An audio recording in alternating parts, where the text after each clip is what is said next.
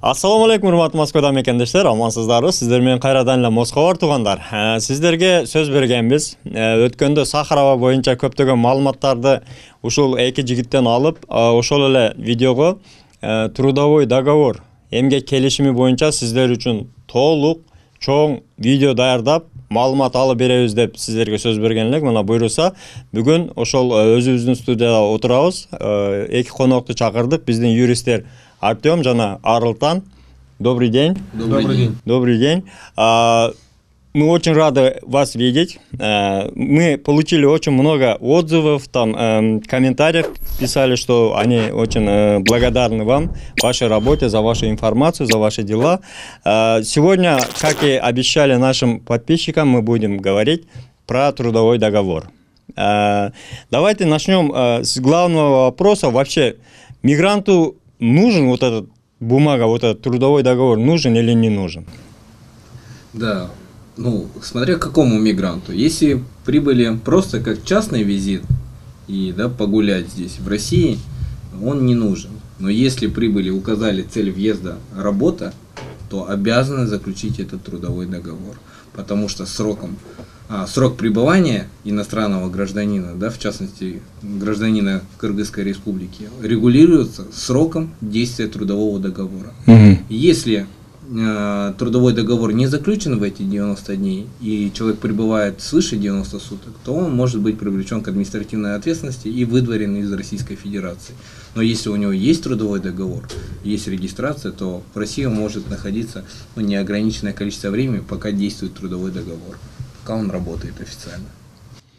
Понятно. Если, скажем, за 90 дней мигрант не успел сделать, например, трудовой договор, он не устроился, скажем, за 3 месяца, то ему необходимо, если цель визита работа указана в миграционной карте, подчеркнуто слово работа, то он обязан выехать за пределы России и въехать не ранее, чем через 90 дней, чтобы не было нарушений закона. Демек, туугандар, мына уктуңуздар, эгерде миграционный картада работа деген жери белгиленип чызылган болсо, сөзсүз түрдө 90 күн экен. 90 күнүн ичинде сөзсүз ишке кирип, жумушка орношуп, колуңуздарда ушундай мындай трудовой договордун кагазы болуш керек. Мен атайын пример катары көтөрүп келдим мына. Ушул трудовой договордо келишимде толугу менен сиздердин иштеген кызматыңыз, профессия, сроктору, бардык мөөнөттөрү толугу менен көрсөтүлгөн. Айлык акыңыз качан аласыз, канчадан аласыз, ошонун баардыгы ушул жерде бар. Анан белгилей кетчү нерсе, аягында печать менен сөзсүз түрдө колду коюп, печать менен тастыкталган документ. Номерлери, ишкана номерлери, сиздин данныйларыңыз толугу менен камтылган. Анда сиздердин ошол трудовой договор боюнча берилген комментарий суроолоруңуздардан баштайлы. Буйруса, начнем с вопросов, которые нам задали в комментариях. Эң биринчи аксакалдардан баштайлы. Тут пенсионерки пишут, начнем со старших, пишет: пенсионеры как правильно оформить, то есть имеет в виду, как пенсию оформить. Я гражданин Кыргызстана, работает в Москве 17 лет, проработал, меня уже 63 лет. 63 года человеку, как сделать пенсию, помогите, пожалуйста, как оформить именно пенсию для граждан Кыргызстана? Пенсию они в любом случае будут оформлять же на территории Республики Кыргызстана, и все сведения о трудовой деятельности, которые они здесь, они запрашиваются, хранятся либо о сроках работы по месту работы, если это трудовая книжка, справки. Если не хватает каких-то сведений, сейчас есть, смотря как ведут трудовую книжку, есть трудовая книжка как в старом варианте, письменная, и есть в электронном. Вся информация запрашивается и предоставляется о сроках работы. Если он хочет пенсию в Кыргызстане получать, все сведения эти берутся и уже непосредственно засчитываются в срок для Кыргызстана. Также, если граждане России работают в Кыргызстане, такие же сведения берут и учитываются, этот стаж учитываться будет уже в Российской Федерации. Значит, гражданину Кыргызстана необходимо сделать именно оформление в Кыргызстане. Он может как-то в Российской Федерации на пенсию как-то оформиться? Пенсионного обеспечения для граждан, для иностранных граждан не предусмотрено. Значит, для этого нужен паспорт России. Да. Ясно. Так, демек туугандар мына угуп кеттиңиздер. Которо кетейин. Кээ бир түшүнбөгөн анча-мынча маселелер болсо, сөзсүз түрдө эгерде Кыргызстанда оформить эте турган болсоңуздар, ушул Россиянын сөз фондунан сведенияны алып, ошол трудовой книжкадагы жазылган маалыматтарды алып, тастыктап чыксаңыз болот экен. Эсепке алынат экен негизи Кыргызстандагы стажыңыз. Россиядагы стажыңыз Кыргызстандагы пенсиянын көлөмүнө кошулат экен. Так, следующий вопрос. Ассаламу алейкум. Мен Иркутск шаарына декабрдын башында келгенден бери официальный ишке кирген жокмун, такси кылып жүрөм. Эми бул жагы кандай болот экен? Рахмат дейт. Человек с Иркутска пишет. Он в данный момент официально не работает, работает таксистом. Видимо, это частный извоз. Никак оформиться через Яндекс Такси или просто частный извоз. Ну, с 1 сентября вышел закон о том, что все таксисты должны быть перейти в сферу самозанятых. То есть это обязательный критерий уже для работы в такси. Обычно мы тоже часто сталкиваемся, когда звонят, говорят, мы берем просто машину в аренду. Ну, без оформления самозанятых. Это уже нарушение, это уже в случае его задержания и превышения нахождения в России свыше 90 дней влечет административное выдворение. И его оспорить, практически невозможно по трудовой деятельности, потому что официально он ни трудового договора, ни договора гражданско-правового характера, ни самозанятого. То есть он обязан в данном случае оформить самозанятого. Это его уже обязанность в случае работы в такси. Демек, эгерде таксиде иштесеңиз, сөзсүз түрдө Россиянын территориясында Иркутск болобу, Москва болобу, сөзсүз самозанятый болуш керек экен. Жөн эле баягы аренданын договору менен иштегениңиз жарабайт экен. Ал официально болбой калат. Ошол самозанятый оформить этип, ошол аркылуу гана такси мингениңиз дурус экен. Ошондо сиз официально иштеген болот экенсиз. Так, следующий вопрос. Саламатсыздарбы, туугандарым, мен законду 5ке билем. Таксыр элге жардам бере аласызбы? Законду билбеген кишилерге мен деле YouTube'га чыга аламын. Как говорится, кандай жардам бере аласың дейт. Эгерде YouTube'га чыга алсаңыз, эгерде законду жакшы билсеңиз, келип ушул жигиттерде келип, эгерде маалымат берем десеңиз, биз дайыма ачыкпыз, жазыңыздар. Так, все официально не может работать же. Что за хрень говоришь? Возможно ли вообще в России находиться без официальной работы? Здесь два основания. Еще раз напоминаю, что Кыргызстан входит в страну Евразийского экономического союза, как и Россия. Здесь особые условия, облегченные пребывания. Для того, чтобы пребывать в Российской Федерации и осуществлять трудовую деятельность, нужно лишь оформить либо трудовой договор, либо договор гражданско-правового характера. Работать без них и находиться здесь в России свыше 90 дней нельзя. Это незаконно. Это однозначно выдворение за пределы России. Всегда. Почему? Что это такое? Еще раз повторяю, срок пребывания регулируется сроком действия трудового договора, либо сроком действия гражданско-правового характера. Бывают случаи. Я сиделка, я смотрю за бабушкой. Как я с ней что заключу? Между физическими лицами можно заключить договор гражданско-правового характера на оказание услуг. Также просто заключается между физическими лицами, появляются сведения. И на основании этих сведений уже можно здесь находиться. На основании договора гражданско-правового характера. Здесь практически все сферы деятельности охватываются. И если правильно к этому подходить, немножко уделить внимание этому вопросу, процессу легализации и законности пребывания в России, то проблем не будет на самом-то деле. Ясно. Демек, кыскача которо кетейин, эгерде сиздер официально иштебесеңиздер, трудовой договор ишканадан албасаңыздар, туугандар, сөзсүз түрдө физический лицо, кадимки эле жөнөкөй эле адам менен кол коюшуп, келишимди түзүп алсаңыздар болот. Бул гражданский договор деп коет, ошону кол коюп, договор түзүп, ошонун негизинде дагы Россияда жүрсөңүздөр болот. Анан дагы бир айта кетчү нерсе, сиздерге бир дагы жакшы кабарыбыз бар, туугандар. Видеонун аягына чейин көрсөңүздөр, биз выдворение болгондорду эски жылдагы 2020, 2021, 2022 жылдагы выдворение болгондорду ошол выдворенияны өчүртүп, черный списоктен чыгартып алганын жолдору бар.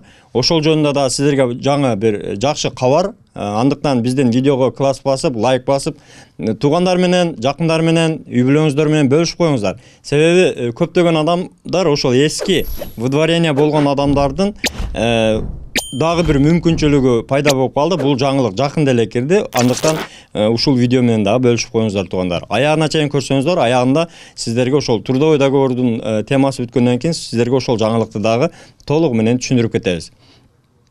Следующий вопрос. Кто работает в такси, как делается трудовой договор, мы же налоги платим, пишет. Тот же повторяющий вопрос, видимо. Наверняка Наверняка самозанятый, не да. понимает. Только так, да? Ну, вот если Он он уже уже платит налоги, он значит, самозанят. он самозанятый. В случае самозанятого заключение трудового договора не требуется. Еще тут хочу внести ясность. Например, гражданский договор, да? Гражданский правовой договор. Как это делается официально? Тоже надо через МВД там пройти, чтобы был официальный такой? Ну, вообще, на самом деле, уведомлять надо, но это не предусмотрено законом, но надо уведомлять о том, что такой договор заключен гражданский правовой. Если там договор оферты в Валберес, они не направляют сведения, допустим. Но он может сам при продлении сказать, я работаю на основании, да, договора оферты, там, на складе Валберес там работает, Озона, еще там, ну, много таких, где публично просто присоединяются они. Либо это вот курьеры, они все самозанятые, но у них есть парк. Они тоже, чтобы от парка там доставлять еду, они тоже подключают договор оферты. Это и есть договор гражданского правового характера. Там все в приложениях их личных, эти договоры можно скачать. Если нету, позвонить непосредственно в этот парк, к которому они подключены, и сказать, вот направьте мне, пожалуйста, договор оферты. У них все есть в приложениях, просто люди не разбираются. Кто самозанятым работает, вообще тоже проблем нету. Демек туугандар, мына уктуңуздар.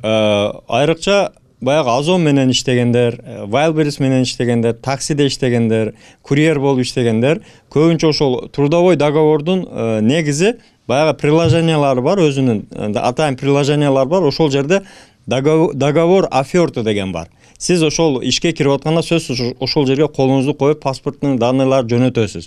Ошол жерден приложениянын ичинен тапсаңыздар болот экен туугандар. Дагы бир айта кетели, ушул нерсени пайдаланып калыңыздар. Баягы көбү кантип табабыз, Wildberries'тен иштейбиз, складта иштейбиз, бирок договор берген жок дегендер. Сиздердин негизи договоруңуздар бар экен. Бирок ал приложение аркылуу скачать этип алсаңыздар болот биринчиден. Экинчиден, болбосо ошол отдел кадр же ошол иш менен сиздерди камсыз кылган органдар менен сүйлөшүп алсаңыздар болот экен. Следующий вопрос. Это не вопрос, просто пожелание. Паника кылбагыла, көп болсо орустар жумушун алат, өзүбүздүн жерибизде эмне жетсин. Депорт кылса сүйүнүп гана кетип каламын. Мигранттын богуна зарбалашат, ак кулактар мындан кийин дейт. Эми негизи эле бардык жыргагандан жүргөн жери жок. Бул Россияда ысыкты эбей, суукту эбей, айрыкча азыркы күндөрү, кыштын күндөрү кыйналып иштегендер өтө көп. Стройкада дагы кыйын, азыр курьерликте дагы, таксиде дагы негизи эле кыйын болуп атат. Бирок ошого карабастан эми бала багабыз, тиричилик кылабыз деп келгенбиз. Колдон келишинче ушул жердин закондорун сыйлап, мыйзамдарын так аткарып, колдон келишинче документтерге так өзүңүздөргө сак болуп жүргөнүңүздөр жакшы туугандар. Анан сразу айта кетели, эгерде чек ара маселеси болгон болсо Мухиддинге кайрылыңыздар, номерлерин коюп коем. Бул жигиттер менен Проспект Мирада почти 10 жылдан ашык ошол границага каттайт. Ишеничтүү жигиттер жолдо жардам беришет. Кийингиси сонун болду, рахмат. Сиздерге дагы рахмат, колдоо көрсөтүп, биздин видеолорго лайк басып, бири-бириңиздер менен бөлүшүп турасыздар туугандар. Биз да ошол сиздерге кичине болсо да жардам болсун деп колдон келген маалыматты берип атабыз. Саламатсыңар. Если самозанятый кылып өзүң үчүн иштесең, кантип трудовой договор кылыш керек? Регистрация на основании договора узартылып жатпайбы? А биз налог төлөп атабыз да. Баягы эле айтылган нерсе, эгерде налог төлөп аткан болсоңуз, сөзсүз түрдө МФЦга барып, ошол сведенияны алып, договорду ошол жерден алсаңыздар болот. Сведения кылып баягы кагазын беришет. Кийингиси, Следующий вопрос. Тут повторяющие некоторые вопросы. Так, дагы бир суроом, эгерде регистрация Сахарова трудовой договор барын алып, но ошол эле бир айдын ичинде границадан чыгып кайра кирсең кайра эле баарын жасатыш керекпи? Же бир айда эки жолубу? Бу бир жолубу жумуш боюнча кирип чыксаң кандай болот? Ушул боюнча да кененирээк маалымат берип коюңузчу дейт. Вопрос такой. Человек работает, у него есть трудовой договор, у него есть Сахарова, у него регистрация, все есть, но по своим делам он выехал за границу, скажем, домой. Через месяц-другой, например, да? Он возвращается через 10 дней, скажем, обратно в Россию. Ему надо ли делать, вот сейчас в данном случае именно трудовой договор заново составить или как в этом случае сделать? Зачем? Трудовой договор у него действующий, если у него срок. Трудовой договор может быть заключен либо на неопределенный срок, либо на конкретный срок, там, на 1 год, либо там, на 3 месяца и прочее. Если у него на неопределенный срок, и он выехал за пределы, да, России и назад въехал, у него старый трудовой договор является действующим. Главное, чтобы он реально там работал. За него платились налоги и взносы, да, в пенсионный фонд Российской Федерации и фонд социального страхования. Просто многие допускают такой ошибку. Вот я не знаю, мне трудовой договор не сделали, я купил трудовой договор, мне кто-то там подарил его. Мне это огромнейшая проблема для нас. Буквально недавно был случай, вот, да, по-живому, как я прям очень разнервничался из-за этого дела близко. Человек находился в Сахарово, пришел его брат. Ну, да, мы сейчас работаем в кассационном порядке. Все, он официально трудоустроен был.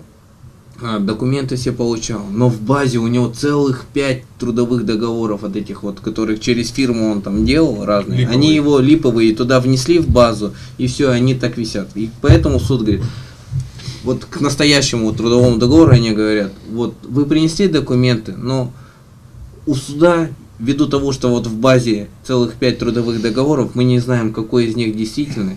И, скорее всего, и эти документы являются, да, поддельными и вызывают сомнения у суда. И взяли, отказали в удовлетворении там, нашей жалобы. С чем мы, конечно, категорически не согласны об этом. И нашему клиенту сказали, в любом случае будем добиваться правды. Запросили сведения сейчас официальные. Все, сведения запросили, справку СЗИ по форме 6. Все, он реально там работал, все, бьется налоги, за него все платили. Там, буквально через 2,5 месяца уже решение кассационного суда будет, ну, отменим это удаление. Ну вот это вот беда, огромнейшая беда. Люди думают, ну трудовой договор, все, это значит просто бумажка. Трудовой договор — это договор между конкретным юридическим лицом и физическим лицом, который договаривается, вот принимается на работу, я вот ты выполняешь такую-то работу, я тебя за это прошу. Ну, в принципе, все права и обязанности в трудовом договоре должны быть указаны. Большая вот, да, по оформлению трудового договора. Для заключения трудового договора, да, с иностранным гражданином необходимо, да, передать работодателю паспорт, перевод паспорта, СНИЛС, ИНН. Для чего это все делается? Потому что при заключении трудового договора работодатель обязан, помимо уведомления отдела по вопросам миграции МВД о заключении такого трудового договора с иностранным гражданином, направить сведения в Пенсионный фонд Российской Федерации, поэтому и СНИЛС требуется, а также после оформления полиса ОМС направить сведения в фонд социального страхования. Это все делается для чего? В ФСС идут, вот про пенсию вопрос был, как пенсию считать, в фонд пенсионного страхования, взносы. Работодатель отделяет взносы, платит за каждого работника. В ФСС направляются ваши больничные листы, оплачиваются. Вот вы вышли на больничный, первые 3 дня оплачиваются за счет работодателя, остальные последующие дни за счет средств фонда социального страхования. Вот тогда вы точно уверены, что вы защищены. Это вот настоящие трудовые договоры. Они вот таким образом именно и оформляются. Если вы потеряли трудовой договор или вам работодатель не выдал, в соответствии с статьей 62 Трудового кодекса Российской Федерации, каждый работник имеет право запросить документы, связанные с работой. И этой же статьей закреплена обязанность работодателя выдать эти документы, связанные с работой, в течение 3 рабочих дней. И многие говорят, у меня нет трудового договора. Все запрашивается. Один экземпляр договора обязан выдать на руки непосредственно работнику, второй он должен храниться в отделе кадров. Это по закону так. Ясно, вот сейчас вы опередили вот этот вопрос, что тут вопрос. Саламатсыздарбы, мен 4 жыл бир жерде иштеп келе жатам, бирок трудовой договор ала албай жүрөмүн дейт. Беришпейт дейт. Эмне кылсам болот? Буга чейин договор сатып алып жаттым дейт. Ошол эле азыр эле айтып өттү. Бул нерсени сиз укугуңуз бар, ошол сизди жумушка алган адамдан же ишканадан сиз сурап алганга акыңыз бар. Негизичи сураңыздар. Вот как раз вот пишут, вот спрашивает, человек работает 4 года в одном месте, 4 года уже, но у него нет трудового договора на руках, видимо. Ну, вообще не знает, он есть или нет. Не дают, говорит. Что ему сделать, чтобы получить вот это? Для подтверждения, моя рекомендация, да, помимо того, что если в отдел кадров обращаетесь, пишите заявление о выдаче этих документов, можете отдать нарочно, но если нарочно отдаете, пусть вам поставят, да, сотрудник отдела кадров о том, что, да, заявление принято к рассмотрению, ну, либо сфотографируйте, либо копию. Но для того, чтобы быть уверенным, лучше направить Почтой России по адресу местонахождения юридического лица заявление с описью Почта России, заказным письмом. И у нас уже будет сведения на описи, что мы написали заявление о выдаче документов, связанных с работой. Там будет РПО, это почтовое отслеживание, трек-номер. И в случае даже не предоставления этих документов, мы уже имеем право обратиться в прокуратуру, либо в суд. А за непредоставление этих документов, связанных с работой, работодатель подлежит административной ответственности по статье 5.27 Кодекса административных правонарушений Российской Федерации. На самом деле российское законодательство очень сильно защищает работников как слабую сторону договора. И такие трудовые споры, как правило, если все там соблюсти, то суд всегда принимает сторону, и прокуратура, и суд, и государственная инспекция труда, они принимают сторону работника как слабой стороны договора. При официальном трудоустройстве. Даже неофициальное трудоустройство можно такие отношения признать трудовыми. Это делается, да, в судебном порядке. Это определенная процедура, об этом целую лекцию можно провести, она очень такая объемная тема. У вас есть такая услуга, например, человек не может сам написать или как-то обратиться куда-нибудь, что-нибудь именно по трудовому договору, трудовых там споров. Есть такая возможность, например, тоже написать заявление или что-то там, показать путь, скажем. Да, я же еще раз говорю, мы всегда консультируем бесплатно. Если там это не требует каких-то больших временных затрат от нас, мы помогаем людям подготовить заявление о выдаче документов. Да, дадим образец, просто перепишет его. Там ничего такого, да, очень сложного, юридически значимого нет.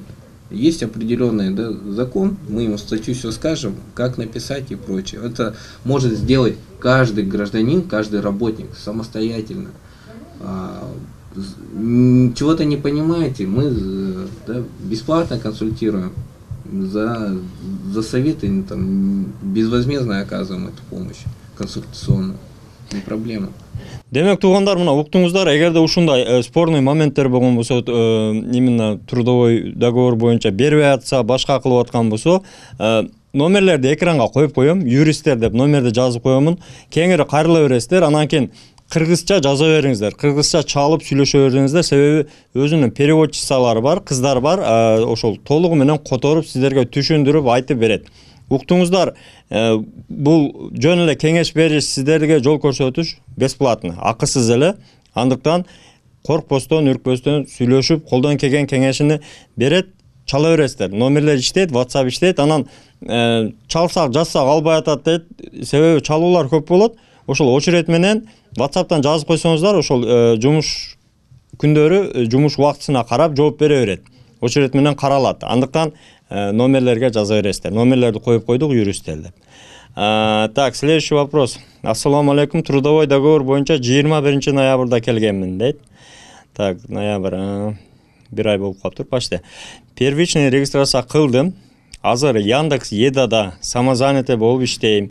Договор деген бир лист кагаз берген. Биз ай сайын мой налог 13% налог төлөйбүз. 24-жылдан баштап трудовой договорду обязательный документ болот экен го суроо. Ошол Яндекс Едада берген договор кагазы трудовой договор катары болуп өтөбү же башка официалдуу иш табыш керекпи? Анан регистрацияны ошол договор менен узарта алабы? Человек работает в Яндекс Еде, видимо, самозанятый. Он каким образом ему вот получить, обратиться в Яндекс или как? Через приложение или? Есть такое приложение, да, «Мой налог». У каждого самозанятого. Моя личная рекомендация вам: зайдите, пожалуйста, в это приложение, там, «Мой налог». Там будет такая кнопка, раздел «Прочее». Нажимайте на нее, там будут справки. Нажимайте на эту, на справки. Там будет два вида справок. О постановке на налоговый учет в качестве самозанятого. В принципе, с любого года можете взять, когда стали. Там будет указано, что она действительно, там оформились, допустим, самозанятый 2021 год, по настоящее время она есть. Также там есть справки о доходах, где будет указано за каждый год. Там, с 2021 начали работать, запрашивайте среднее. Справка за 2021 год, 2022 год, 2023 год. Это будет 3 справки. Моя рекомендация: лучше, они подписаны электронной цифровой подписью. Это официальные документы, которые имеют юридическую силу. Их нужно будет распечатать, при себе иметь. А если это Яндекс Еда, там либо есть договор оферты непосредственно сразу с Яндексом, либо договор оферты подписаны с парками. Все это в приложениях указано. Если с Яндексом напрямую, то у них договор оферты в этом приложении прям есть. Его также нужно скачать и распечатать и при себе иметь. И если это с парком, то если у парк не подгрузил в приложение, то там есть их номера. Позвонить никогда не отказывают, они всегда предоставляют там, вот, договором оферты, можете ознакомиться там, на нашем сайте. И ссылки всегда скидывают. Проблем еще ни разу не возникало с этим. Мына туугандар, уктуңуздар, именно ошол Яндекс Еда, Яндекс Таксиде иштегендерде атайын приложениянын ичине кирип издесеңиздер болот. Ошол прочие деген кнопкасында баягы справкалар бар экен. Ошол справкалардын ичине карасаңыздар, договор оферты бар. Ошол сиз менен Яндекстин арасында түзүлгөн келишим экен. Ошону скачать этип, печать этип алып, жолдо көтөрүп жүрсөңүздөр болот. Трудовой договор катары жарай берет. Так, следующий вопрос. Трудовой договор бар, трудовой книжка жазылабы, кантип жаздырсак болот? Есть трудовой договор, как можно сделать трудовую книжку? Возможно ли вообще вот делать трудовую книжку? Ну, трудовая книжка уже немножко отходит в прошлое, ну, так вот, в бумажном варианте. Все переходит уже в электронный вариант. То есть все сведения о вашем работе, все подается уже в пенсионном фонде, все есть. Поэтому все сведения о работе не обязательно надо с собой ее носить. Это уже время идет, и прогресс не стоит на месте. Все сведения в электронном формате уже. Скорее всего, ему завели, при оформлении работы он пишет, указывает, в каком виде ему ввести записи о ведении его трудовой деятельности. На самом деле, там, даже если люди пишут, что да, прошу в письменном виде, да, они им заводят, но все равно они дублируют информацию, их обязывают уже вести в электронном виде.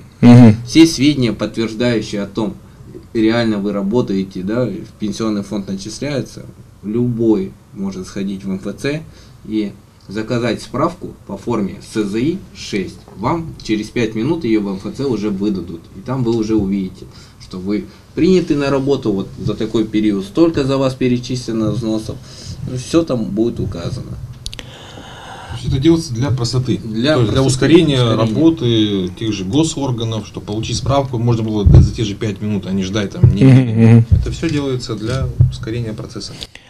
Уже демек мына туугандар, кыскача айта кетейин, трудовой договор менен иштесеңиздер, трудовой книжканын негизи эле кереги жок деп атат. Себеби бардык жок, уже электронный виде, азыр өзүңүздөр билесиздер, бардык жокту ошол пенсионный фонддон барып алсаңыздар болот, МФЦ аркылуу. МФЦга барып сурасаңыздар, ошо сиздин трудовой книжкаңызда жазылгандай эле маалыматты ошол бүт эмеге чыгарып берет экен, справка катары. Ошол менен жүрсөңүздөр болот. Анан дагы бир айта кетчү нерсе, туугандар. Ошол МФЦдан сураган маалымат бул трудовой договордун чистыйлыгы. Именно чистый болсо ошол жерде маалымат чыгат.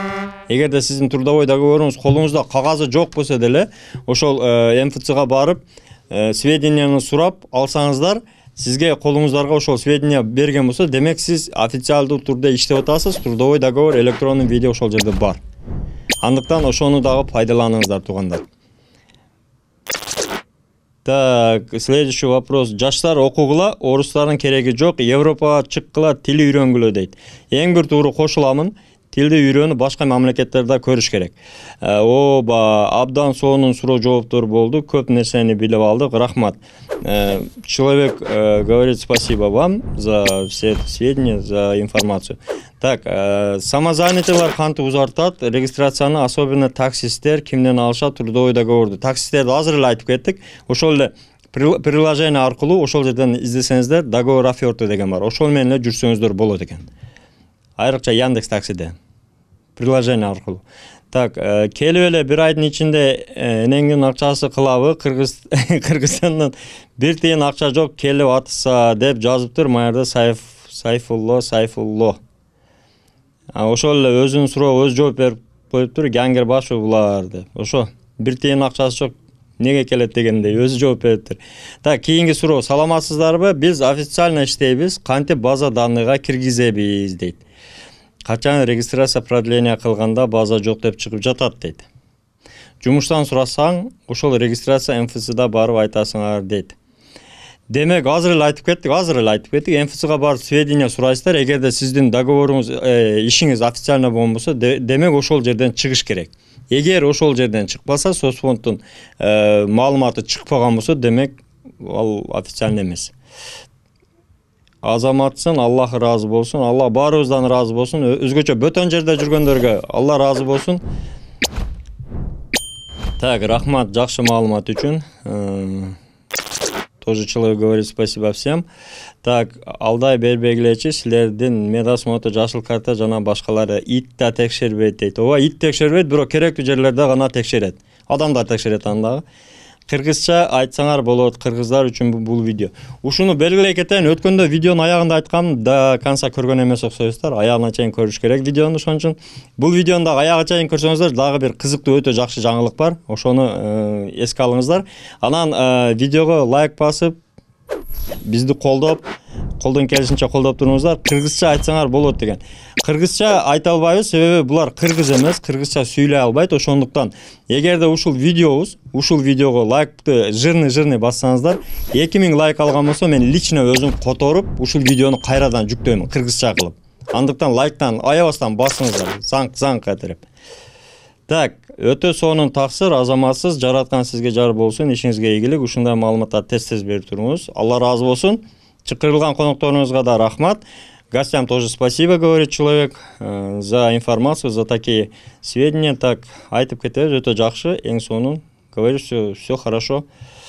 Информация очень полезная, говорит. Так, сахара жок болсун дегендер, бир шиңгел басып коюңуздар, ооба. Бир шиңгел басып коюңуздар, лайк басыңыздар. Молодцы, ребята. Артем красавчик. Огромная благодарность за информацию и за помощь мигрантам. Всех с наступающим Новым годом. Всем здоровья и благополучия, мира и добра. И вам спасибо. Так, кыргызча сүйлөбөйбү, азыр эле айтып кеттим. Эгерде ушул видео 2000 лайк алса, кыргызча которуп чыгарам. Булар өзү негизи кыргыздар эмес. Кыргыз юристтерди алып келгиле дейт. Кыргыз юристтерин айтсак, алардын колу бошобойт экен, бизге келгиле десек, өзүңөр келгиле дейт экен. Андыктан пока издеп атабыз, болбосо алып келебиз. Пока жок. Самозанятый жөнүндө толук айтып бергиле. Самозанятыйды айттык, видеону жогоруда Молодец, өтө көп пайдасы тиді, рахмат, Алла разы болсын. Тут в основном там только хорошие отзывы, люди очень довольны за информацию, говорят спасибо. Таксиде иштегендерчи, маджахет дейт. Где работаем, в многих местах не дает договору. В таком случае, что нам делать? Где возьмем трудовой договор? Это надо уже требовать с работодателя. По сути, да, если не заключили трудовой договор с вами, трудовой договор по закону считается заключенным с момента преступления работника к своим трудовым обязанностям, да, с поручения или ведома работодателя. В таком случае, если не заключают, можно в судебном порядке признать такие отношения трудовыми. Это, конечно, да, длительный процесс, сложный, но для своей защиты в некоторых случаях он требуется. Это когда там не выдают заработную плату, давали всегда там наличные, допустим. Но при этом нужно, чтобы у сотрудника, у работника были доказательства выполнения им определенных работ. Вот он пришел, там работает, допустим, в кафе, баристой, да, неофициально. Все, пришел на работу, я вот на работе, вот, с фотографией с места работы, то, что осуществляет. Они же табели там делают, какой-никакой учет времени, табеля этих рабочего времени фотографируют. Переводы денежных средств от одного и того же лица друг к другу. Ну, это все вот влияет. Если, конечно, не идет он, да, на контакт и никаким образом не хочет оформлять, то это плохой работодатель, и не стоит с ним сотрудничать, потому что вот это вот сотрудничество, оно может выйти вам боком. Тут я, можно, добавлю, два момента есть.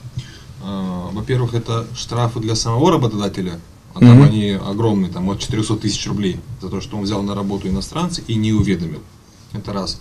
Во-вторых, много тоже граждан работает на стройках.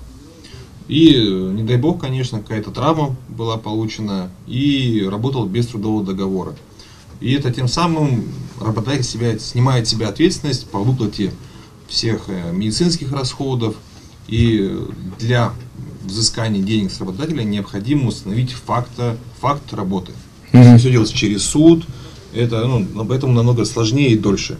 Если бы человек работал официально, не дай бог получил травму, это было бы проще бы взыскать с него расходы за моральный вред, возмещение, расход на лечение и иные расходы. Поэтому здесь только плюс. Вот у нас был тоже случай в практике.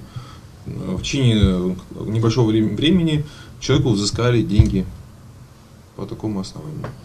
Ясно. Тут еще тот же вопрос, повторяюсь, а что делать, если не дают официальный трудовой договор?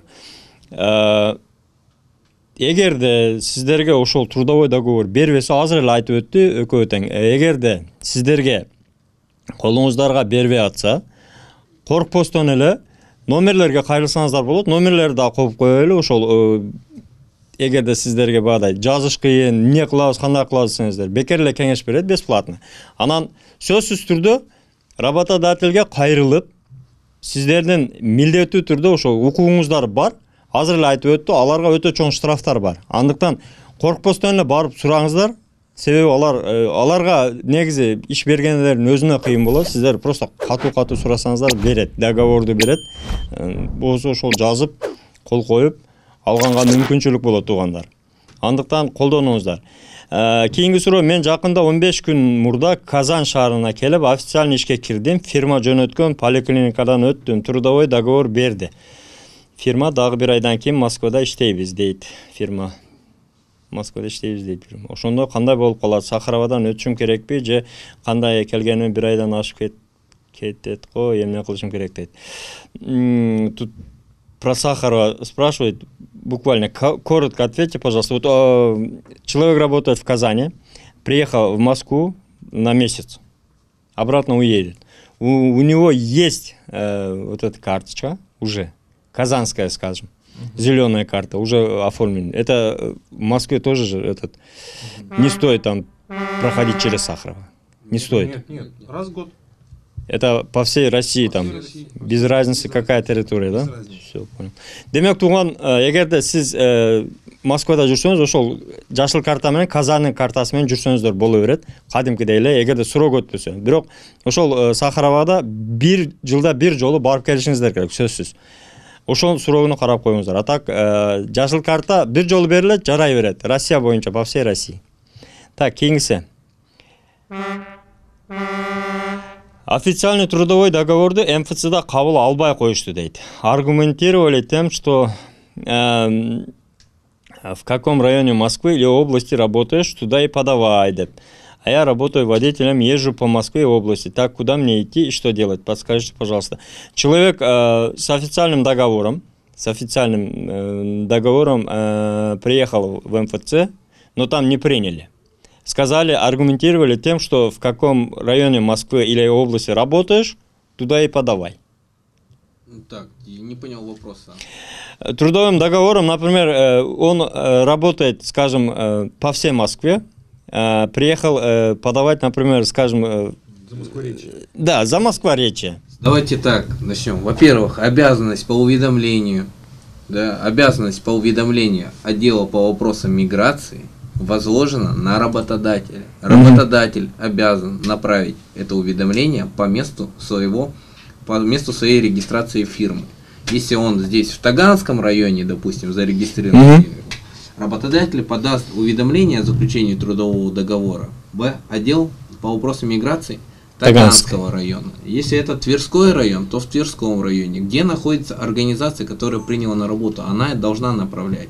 Обязанности у работника бегать с этим трудовым договором для гражданина Кыргызской республики нет и не предусмотрено. Поэтому они, наверное, сотрудники МФЦ даже не поймут, зачем им этот трудовой договор. Вот работодатель уведомление направил, допустим, в отдел по вопросам миграции, они уже вносят в базу сведения о том, что он трудоустроен. Для чего это делается? Потому что я еще раз повторяю, что вот в базу внесли, все, он есть, значит он там работает. И до того момента, пока он не уволился, он законно находится на территории России. Нужно лишь встать на миграционный учет, сделать регистрацию. И также, когда он увольняется, расторгает трудовой договор, работодатель еще раз уведомляет отдел по вопросам миграции уже о расторжении трудового договора. И вот тогда уже приходят сведения, они тоже вносят, все, уволен, такого-такого числа. И есть у работника 15 дней для того, чтобы, не выезжая из Российской Федерации, заключить новый трудовой договор. Вот.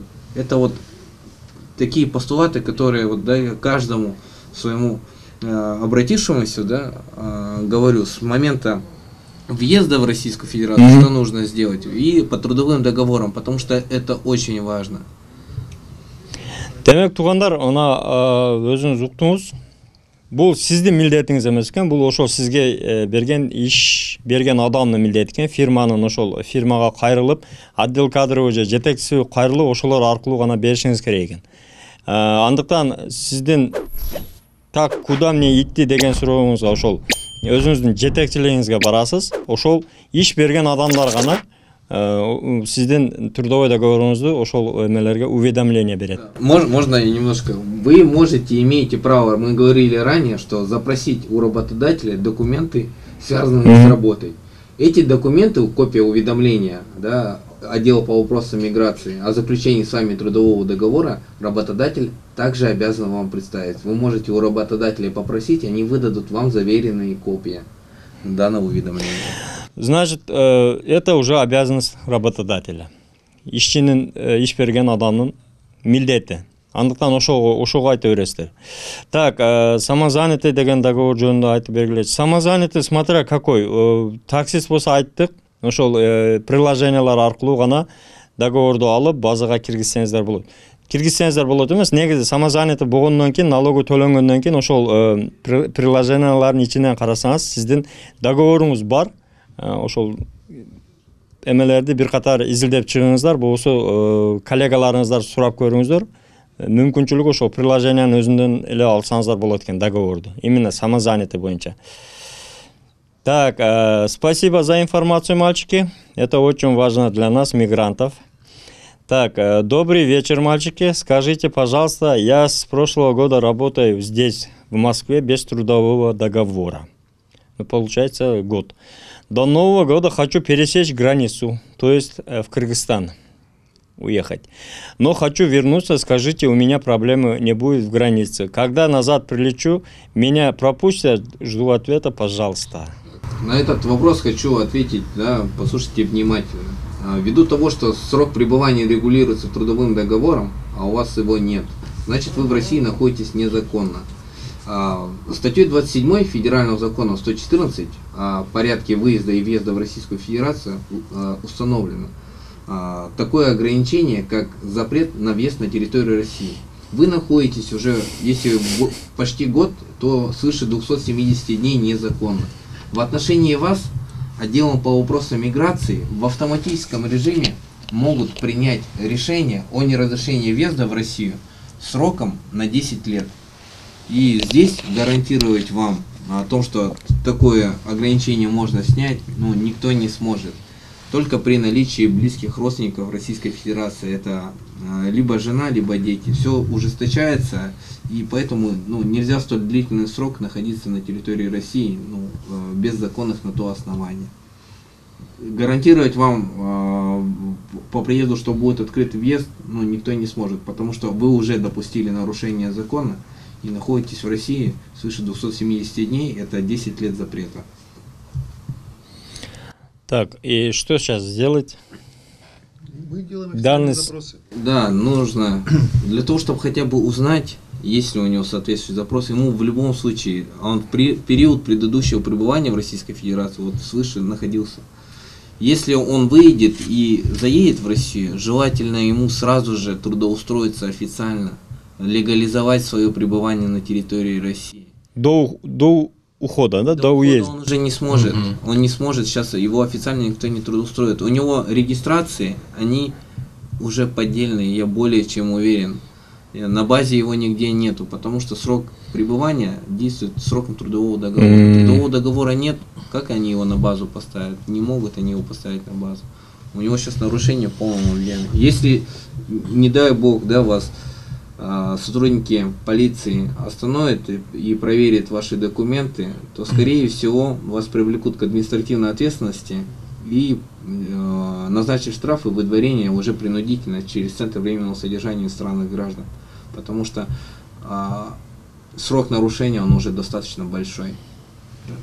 Вот здесь такой нюанс. Вот, Антон сказал слово легализовать. Уже по приезду, если человек смог выехать и въехать, он должен обязательно легализовать свое положение. То есть он должен быть добросовестным, платить налоги, трудоустройство. Это как раз таки необходимо вот с теми изменениями, которые, мы надеемся, будут приняты. Вот, Госдума подписала закон, надеюсь, Совет Федерации одобрит, президент подпишет, и в последующем это все можно в свою пользу обратить. К этому, я думаю, чуть попозже. Демек, мына тугандар, ошол баягы жаңылык боюнча өткөндө сиздерге выдворениянын дагы бир жолдоруну айтып, штраф аркылуу штраф берип выдворение болбой кала турган закондор кабыл алынды дедик. Ошол жөнүндө да азыр кеңири маалымат алып сиздерге видеонун аягында айта кетебиз. Азыр трудовой договор боюнча бүткөндөн кийин. Андыктан негизи эле жүргөндө Россиянын ичинде киргенден кийин колдон келишинче ошол срогу менен убагында документтерди жакшы даярдап алып жүрсөңүздөр, өзүңүздөргө проблема болбойт. Ассаламу алейкум, менин договор без срок. Мага 2021-жылы берген, жаңылап бер десем, сени уволить кылып, анан кайрадан ишке алышыбыз керек дейт. У человека договор с 21 года, бессрочный. Такой есть? Да, я же говорю, два вида. Есть бессрочный, есть на... Бессрочный неопределенный срок, это одно и то же, а есть на срочный. Он же может с этим договором ходить, правильно? Его как-то обновлять не стоит или стоит? Если он там реально работает, он не обновляется, он один раз заключается на неопределенный, пока он не уволится, этот трудовой договор действует. Демек, мына туура эле айтыптыр сиздерге, өзүңүз жазып кетипсиз, уволить кылып, анан кайрадан ишке алышыбыз керек деп. Эгерде сиздин договоруңуз бессрочный болгон болсо, ошол учурда иштеп атсаңыз, официально ошол чындап иштеп аткан болсоңуз, ошол 2021 жылгы деле договор жарай берет. экен. Башка договор кылыштын кереги жок, жаңылаштын дагы кереги жок. Так, айланайын кыргыздар, биз үчүн ушул балдар биздин керегибизге жарап жатышпайбы? Силерге кыргызча которуп берип жатпайбы? Адамдарга эчтеке жакпайбы? Канча жакшылык кылса жатса да наразы болосуңар, уялсаңар кичине дейт. Астында ошону айтсаңыз түшүнбөсө бекер экен да дейт. Урматтуу туугандар, урматтуу Москвабардын көрүүчүлөрү, дагы бир жолу айта кетебиз. Колдон келсе лайктан зерикпестен басыңыздар, секунд убакыт кетет. 2000 лайк алган болсок, мен ушул видеону которуп, кыргызчасын чыгарып берем. Толугу менен кыргызча кылып, которуп чыгарып берем. Андыктан лайктан аябай басыңыздар. Колдоп кетиңиздер бизди. Жакшы маек, жакшы нерселер, керектүү сөздөр, суроолор айтылды. Рахмат сага, Москвабардын алып баруучусу, дайыма ушуга окшогон керектүү нерселерди татып билдирип жүрө бериңиздер. Сиздерге да рахмат, урматтуу биздин көрүүчүлөр. Ассаламу алейкум. Самозанято боюнча кененирээк маалымат берип, азыр эле самозанятоду айта кеттик. Өзүмө самозанято ачсам, трудовой договор кандай болот? Өзүңүзгө самозанято ачып, эгерде кылган ишиңиз, жумушуңуз ошол такси, курьер, ошого окшош жумуштар болгон болсо, приложение аркылуу кадимкидей договоруну алсаңыз болот. Салам, мен иштеген жерден трудовой договор берген. Регистрация жасаганда трудовой договорумду жөнөтөйүнбү десем, жок, эчтеке дебейт. Полиция караса договорду көргөзүп коесуңар деди. Эгерде трудовой договоруңуз чистый болгон болсо, анын коркунучтун кереги жок, колуңузда болсо жүрө бересиз. Ассаламу алейкум. Москвага Кыргызстандан алып кеткен барган жерде жумушу зарплатамы задержка экен. Биз кетип калдык эле. Москвада халтура жумуш иштеп жүрөбүз. Регистрация жасаткан, бирок базадан чыгарып салыптыр. Келгенси 2 ай өтүп, эми кантип продление кыламы же кандай кылам? Жооп берип койгуңуздарчы. Кыргызстандан алып кеткен барган жерде жумушу зарплата задержка экен. Бул нерсени бая эле жооп бердик. Жогоруда жооп бергенбиз. Эгерде барып кетсеңиздер, ошол трудовой договоруңуз иштей берет. Эгерде ошол жерден официально уволить этпеген болсо, ошону менен кайрадан келип иштей берсеңиздер болот. Болсо, келгенден кийин кайрадан эле жаңы договор менен жаңы ишке киресиздер. Таксыр кыларга ишиң жокпу, Сахарованы эле сүйлөсүн дейт. Эми кыларга ишибиз көп, бирок колдон келишинче ушул мигранттарга кичине болсо да маалымат, жардам болсун деп ушул видеолорду тартып, убактыбызды кетирип, мындай адамдарды чакырып, булардын да убактысын алып, сиздерге маалымат алган аракет кылып жүрөбүз. Сахарованы эле сүйлөсүн деген эми Сахарова бул өзү мигранттардын эң мындай көйгөйлүү маселелеринин бири. Ал жерде бир эле көк кагаз менен баягы эмелер эле болбостон медосмотр ары бери. Ал жерде көптөгөн биздин депортация болгон мекендештерибиз да жаткан бир ошондой жер. Ошондуктан колдон келишинче ошол жерде маселелерди көтөрүп, ошол жерге барбай турганга аракет кылышыбыз керек, ошол документтерди тактап. Ассаламу алейкум, мен таксиде иштеймин, трудовой договор Яндекс бербейт. Регистрацияны параллельно кылыш үчүн трудовой договорду каяктан алабыз дейт. Яндексте иштесеңиз, трудовой договорду ошол Яндекстин приложениясынан аласыздар. Молодцы, парни, спасибо вам. Так, ассаламу алейкум, официально иштейм, договор базада жок экен, эмне кылсам, кай жакка кайрылышым керек? Базада жок болсо, биринчи ошол жумуш бергенге кайрыласыз. Берген адам менен ошол базага киргизиш керек. То есть МФЦга барып, сиз жөнүндө маалыматты берип, сизге ошол базага түшүрүп бериш керек. Кыргызча, орусча жооп бере тургандарды чакырбайсыздарбы? Эмнеге өзүбүздүн тилде сүйлөгөнгөр келбейт?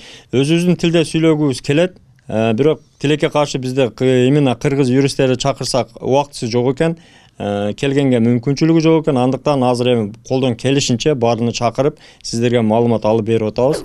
Баягы эле сөз, эгерде 2000 лайк болсо, кыргызчага которуп беребиз. Андыктан лайктан басыңыздар туугандар. Так, спасибо вам большое за хорошую информацию. Будьте здоровы и успехов в работе. Так, да, теплые слова, и вам спасибо. Мен үйдө бала карайм. Таза трудовой договор каерде алса болот, иштебесем ошого жолу барбы? Бала караш боюнча, вот работает няней. Как ей поступить? Между физическим лицом, у кого она работает няней, заключается договор гражданско-правового характера. Все, процедура такая же.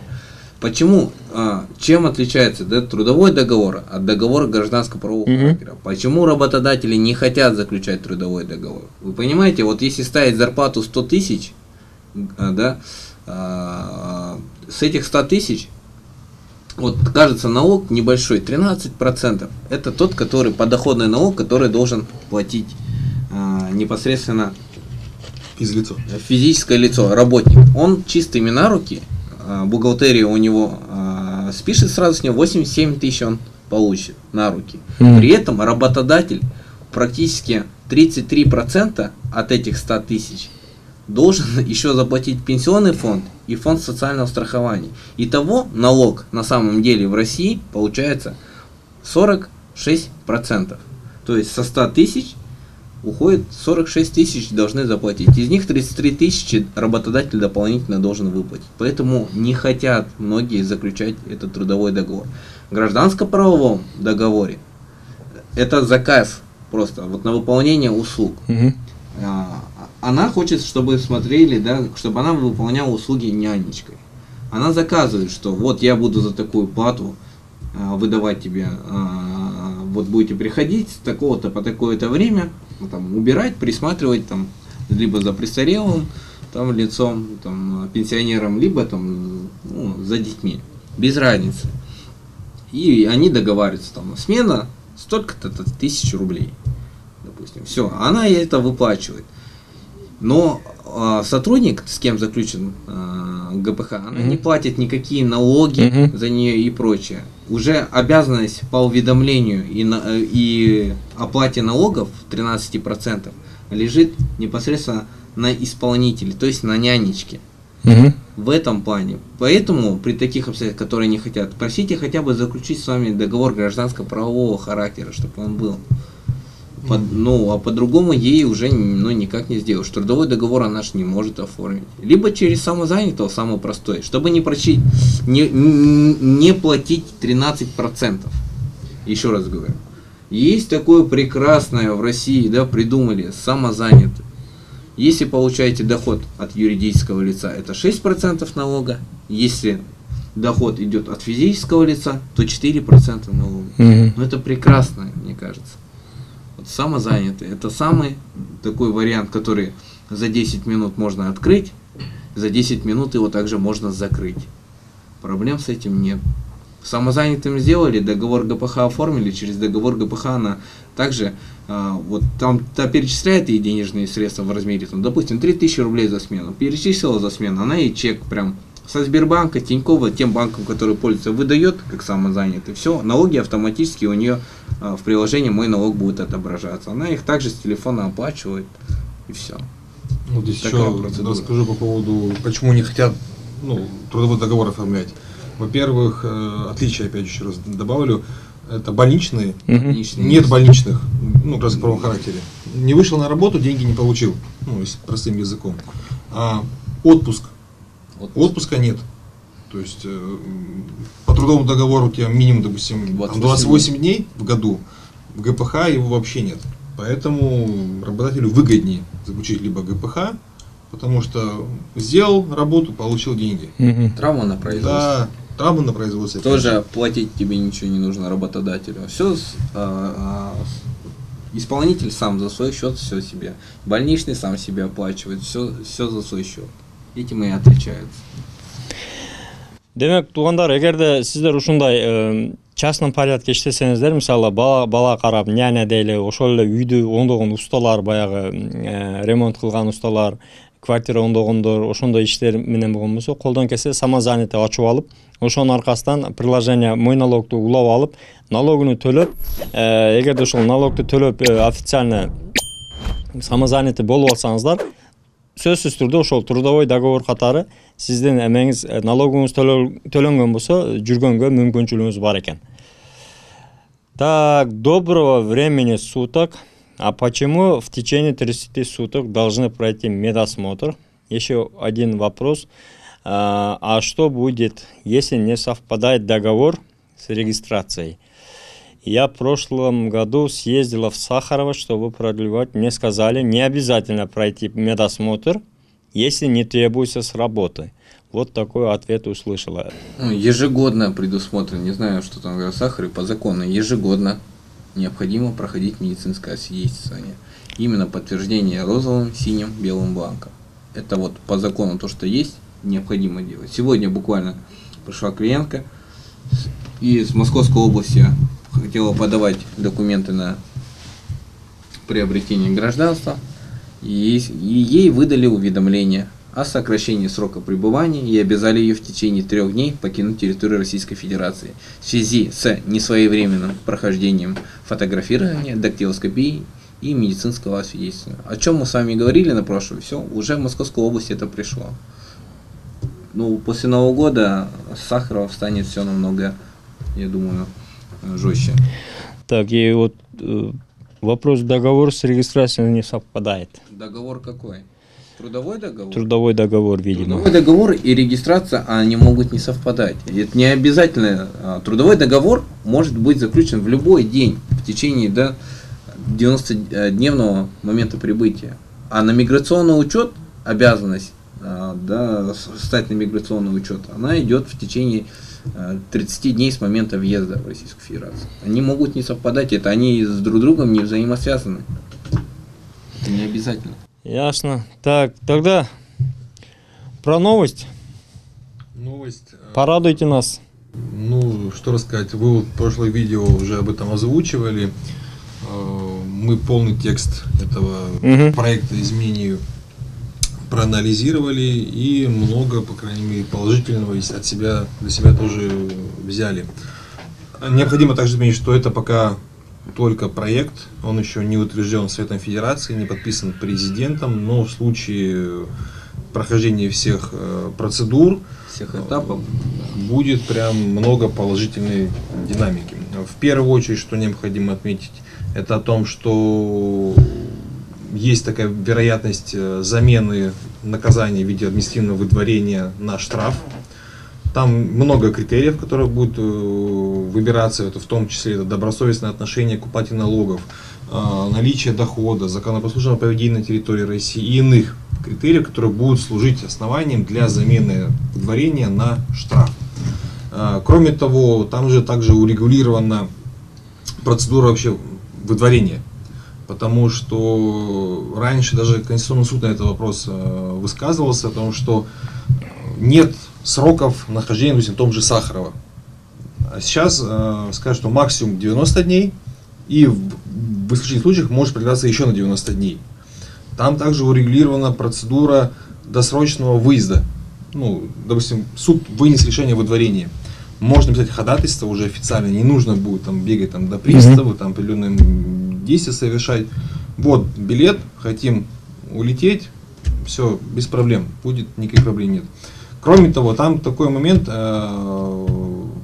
описывается, что в случае выяснения, уже после выдворения, что невозможно провести процедуру выдворения по разным причинам, совершенно разным, они могут быть очень разные.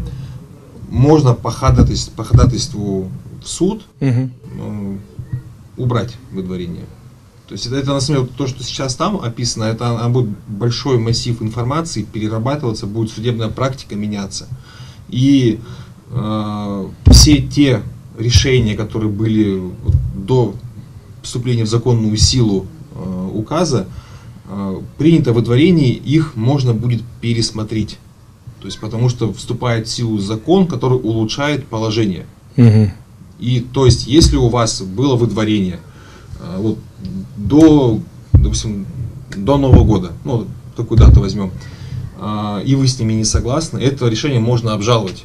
При условии, если оно не исполнено. Да, да. То есть, если мы сейчас, допустим, обжалуем эти решения, которые сейчас выносят, и, там, он говорит, не работало ничего, но это его первое, да. То есть, формально он подходит под признаки, где ему могут сделать, назначить наказание не выдворение, а штраф в размере от 40 до 50 тысяч рублей. Но при этом закон имеет обратную силу для неисполненных наказаний. И если мы сейчас обжалуем, и законопроект в течение полугода вступит в силу, уже станет не законопроектом, а законом вступившим, да, и опубликовать, то мы можем уже применять его, заявлять об этом и говорить уже в вышестоящей инстанции. Получается, сейчас больше причин обжаловать выдворение, получается.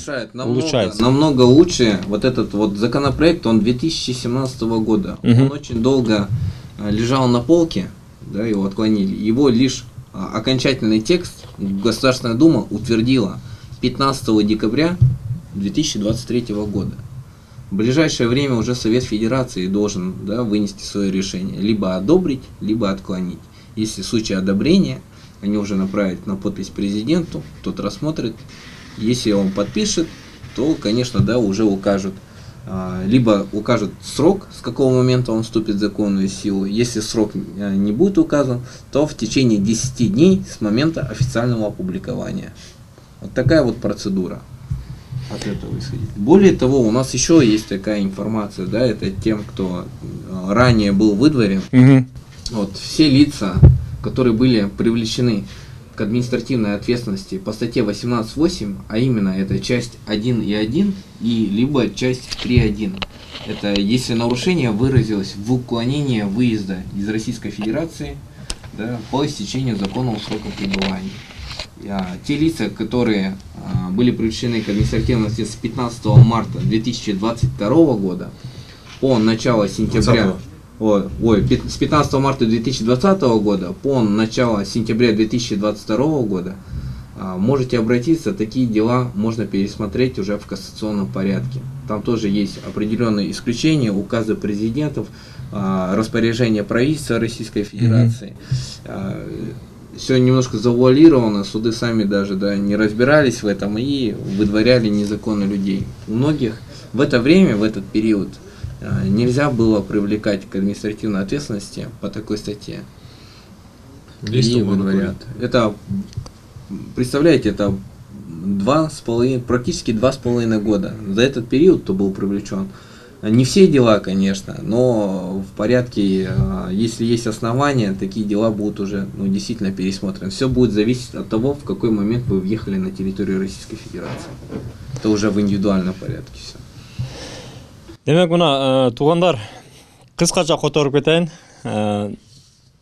Эки жакшы жаңылыкты айтты. Бул баягы 15 декабрдан кабыл алынган законопроекттин миграция боюнча законопроекттин иштелип чыгышы. Бул азыр эми кол койгону федерацияга берилиптир. Ошону негизги кыскача айта кеткенде, ал жерде Сахарованын мөөнөтү, баягы Сахаровада выдворение болуп жаткандардын мөөнөтү аныкталыптыр. Мурда мөөнөтү аныкталбай көп айларга, жылдарга, жарым жыл жаткандар болгон. Ошолордун мөөнөтү аныкталыптыр. Анан эгерде соттун чечими чыккан болсо, өзүңүздөр белет алсаңыздар, сразу эле чечимден кийин кетсеңиздер болот. Ошондой бир жакшы бир мүмкүнчүлүктөр пайда болуптур эгерде. Бирок ошол эле учурда 10 күндүн ичинде обжалование кылып калсаңыздар болот. Ошонун дагы жолдору көбөйүптүр. Мындайча айткандачы, себеби выдворенияга караганда штрафты төлөп, ушул жерде калып, эгерде үлгүлүү там өзүңүздүн ишиңиз болсо, трудовой договор болсо, башкасы болсо, мыйзамдуу түрдө жүрүштүн мүмкүнчүлүктөрү көбөйүп тургандар. Андыктан ушунан пайдаланыңыздар. Экинчи жаңылык боюнча мына 15 март 2020 жылдан баштап 22 жылдын жарымына чейин деди, ошол аралыкта выдворение болгондор, 20 жылдын 15 мартынан баштап. Ошолор дагы юристтерге кайрылып телефондорду коюп коебуз, кайрылып сурасаңыздар болот. Кээ бир иштерди, кээ бир эмес, даже көпчүлүк иштерди туура эмес соттун чечими чыккандарды мораторий деп коелу. Ошол мораторийге окшотуп кайрадан ишиңиздерди карап, ошол черный списоктон баягы выдворениядан чыгарса болот экен. Ошондой бир жакшы жаңылыктар бар туугандар. Андыктан ушул маалыматтар менен бөлүшүп коюңуздар, группаларга таркатып коюңуздар, тууган урук менен бөлүшүп, биздин видеого лайктарды басып, баягы эле сөздү айтамын дагы бир жолу. 2000 лайктан ашкан болсо, мен кыргызчага ушуларды колдон келсе бардыгын которуп, кыргызча видео даярдаганга аракет кылабыз. Андыктан колдооңуздар туугандар. Анан комментарийге сөзсүз жазып кетиңиздер. Дагы кандай темалар сиздерди кызыктырат, кандай суроолоруңуздар бар, юристтерге бере турган суроолор болсо, сөзсүз комментарий калтырсаңыздар, биз ошол суроолорго жооп тапканга аракет кылабыз туугандар. Ушундай видеолорду көбүрөөк чыгарып, өзүбүздүн мигранттарга, мусафирда жүргөн биздин мекендештерге жардам болсун деген үмүттөбүз. Андыктан всем спасибо, Артем, Арылтан, Спасибо, что пригласили. Да, спасибо, что пригласили. за то, что вы уделили свое время, пришли, обсудили, сказали, что и как. Большое вам спасибо, успехов. Еще раз с Новым годом. Наших, да, кто зрителей смотрит на нас, хотели бы, да, поздравить с наступающими новогодними праздниками. Также, да, пожелать всем здоровья крепкого. Ну и жить в рамках правового поля. Присоединяюсь к поздравлениям. Добавлю, мы также завели свой инстаграм-канал, у нас есть телеграм-канал, у нас есть канал в ТикТоке. Там мы тоже ежедневно публикуем актуальную информацию об изменениях в законах, о нашей работе. Поэтому, кому интересно, обязательно подписывайтесь, ставьте лайки, будьте в курсе изменений. Ооба, мен дагы ошол экранга коюп коемун, там поставлю в экран именно TikTok, там Instagram, ваши странички. Каттуу алгыла достор, лайктан баскыла, колдогула, бири-бирибизди бөтөн жерде колдон келишинче жардам берип жүрө берели. Аман болуңуздар туугандар, бөтөн жерде баарыңыздарга сак саламатчылык каалайбыз. Тынч болуңуздар.